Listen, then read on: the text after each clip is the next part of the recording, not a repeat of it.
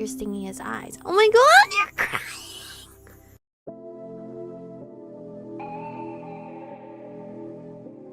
We're born in the moonlight.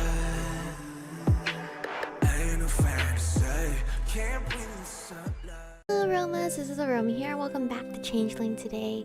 We are here with them trying to collect all my memories still, so that way I can be myself again, is what I'm assuming. A pimple patch here, just FYI, if you're like, what the hell is that? Just saying. But anyway, I really don't care when it started. I'm just glad I can be some help. He joined. I'm not talking here. It's their point of view. He joined Ali, sighing morosely as he studied Michiko's blank stare. Ali straightened and gave him a gentle squeeze. How many memories does that make now? That was the 6th one today. The 24th total though, plus 2 dreams and a secret. He smirked slightly. That one was fun to catch. Ali turned red and looked away from him and Spencer both. Why, what secret was it? It's no secret anymore anyway. Wait, was it secret? Ali's feelings for Spencer? Spencer gave her a teasing smile. At least he found out that Michiko never told me. Oh, it is! Ali elbowed him in the gut. If you weren't so dense, you could have figured it out on your own before now anyway. I was sort of suspicious. Ali looked at Corvin again. He was studying his grimoire, brow furrowed in thought. How many more do you think it will take? I don't know. I've never done this before. I don't even know if it'll work. It will. It has to. Even Meryl thought it would. Corvin smiled wryly. I'm glad you find him more of an expert than me, despite that this is my specialty. Sorry, I can't help it if he just seems more knowledgeable in general. Corvin made a face at him, but immediately went back to his grimoire. Besides, gathering up fragments of Michiko's soul isn't exactly easy. Even if she lived here for the most of her childhood, just finding them is difficult, much less catching so many in such a short period of time. Many of them have probably already become prey to other things.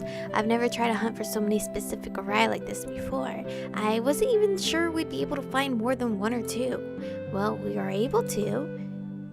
So we'll just keep looking until we find them all. I have too many things I need to tell her. Meryl speculated that we wouldn't even need that many with her body here too. It should only take a relatively small soul fragment to give it enough weight that it can pull the rest of it back in, no matter how connected it is to Ryul. That's the theory. But, like I said, we've never actually done this before. She is getting better, I think. It honestly does feel like she's watching us sometimes, not just staring at nothing the whole time. It's only been a few days. Only a few days? We don't have much time. Mom and Dad are coming home tomorrow. If she's not better by then, let's take a break for now. Right, my parents aren't near. We'll take her to the murder and see if Meryl can detect any improvements since yesterday. Plus, we need to get him to heal up the fractures. Corvin pulled out the gold key and looked over his shoulder as he set up the portal on the surface of a nearby tree. Ali, would you two get her to come over here? Michiko, it's time to go. Come on, stand up. Spencer moved to her side, helping her to stand. I swear, she's never been this obedient in her life. It's weird. Don't worry, she'll be arguing with you again before you know it. Oh, this is so strange. I found a lot of them so far, but even so, the only thing in her body is a relatively small soul fragment. You said it wouldn't take much, but we need more than what you found, clearly. I don't know how many more of her arrive we can find. It is working, I think. Sometimes I can see a flicker of something in her eyes. I told you! Is there some other way to help the process along? Meryl tapped his fingers against his chin, frowning slightly. Maybe something would trigger a strong emotion would help, but otherwise it's just going to take time. We don't have a lot of that. If she's not at least somewhat functional by the time her parents get back, they'll probably hospitalize her and then we won't be able to help at all. In that case, all I can recommend is that you try to rethink your hunting grounds. Consider places that will potentially have stronger memories haunting it. I think part of the problem is that the array you've found so far are all very small. That's the only reason they've even survived this long without getting eaten or horribly tainted. But even combined, they just don't have enough weight to pull the rest of her soul back. You need parts of her soul that are more potent. Wait. He frowned as if mulling something over. Spencer? This might sound crazy, but... He stopped and looked at the people around him. What am I talking about? Wait, this might sound crazy. Wait, what am I talking about?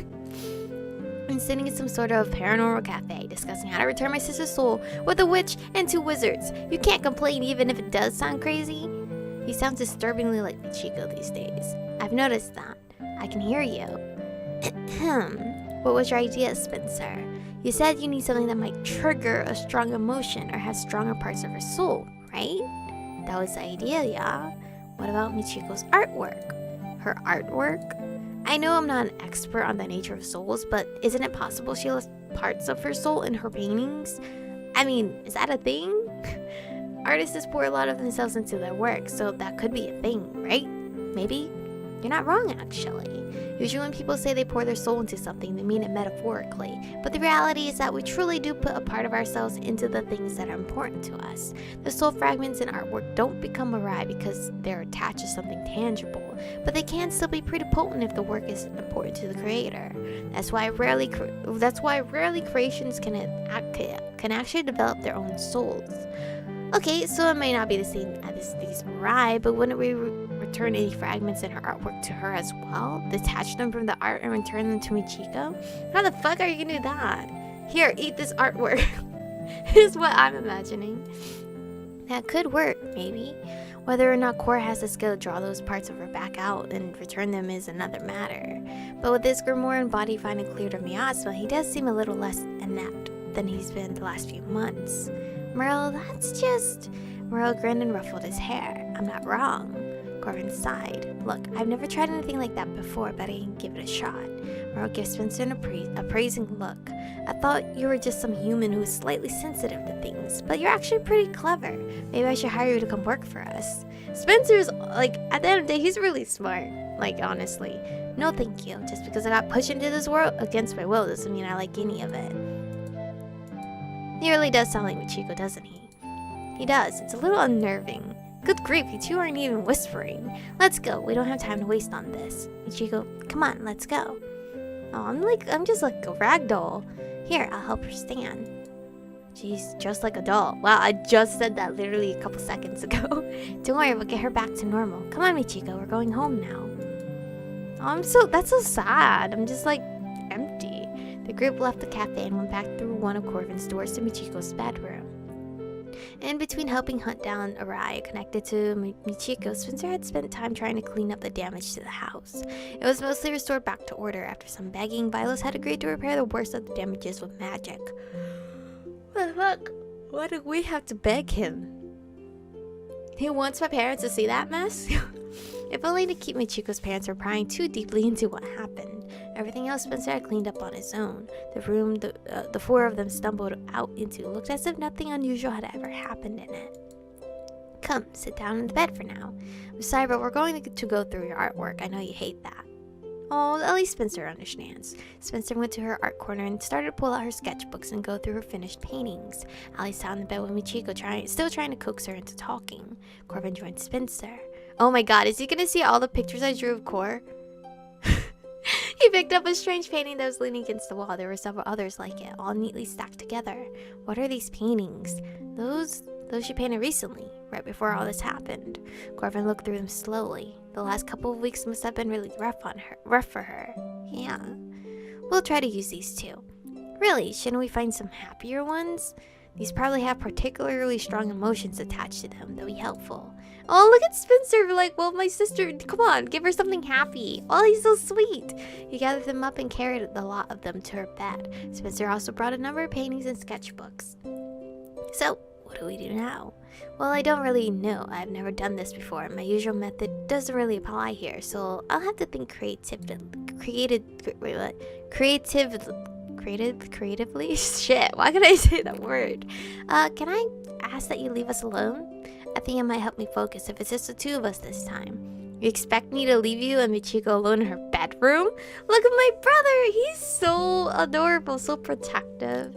Corvin gave Spencer a scathing look. What do you think I'm going to do with her? Go through her underwear again? Allie! He asked. Corvin sighed loudly. I'm not going to do anything to her. Jeez. I already saw all her underwear anyway. What was that? I said I just need to be able to focus. Please. Come on, Spence. We'll give you a few minutes, Corvin. She gave him a slightly pleading look as she pulled Spencer to the door. He didn't need any extra encouragement, but please make this work. I'll try.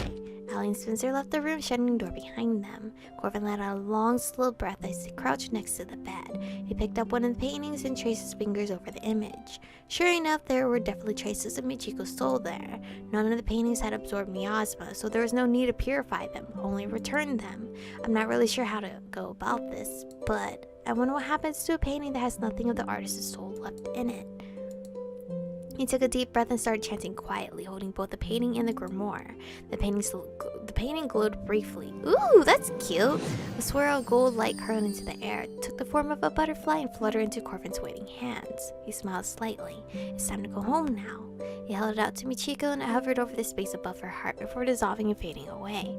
Corvin peered down at the painting curiously. The traces of Michiko's souls were gone. What does it look like?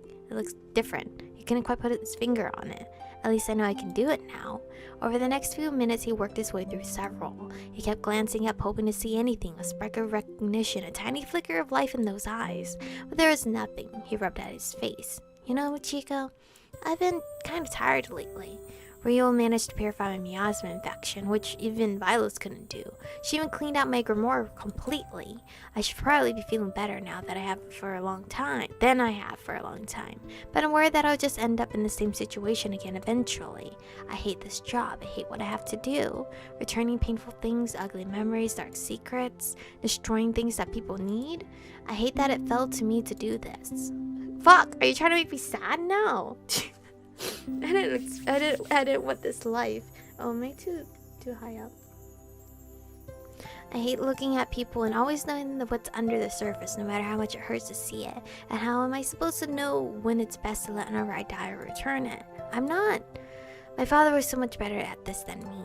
It was never supposed to be this way. I was always supposed to just be a guide. Someone who led things back home or even sent them to a new place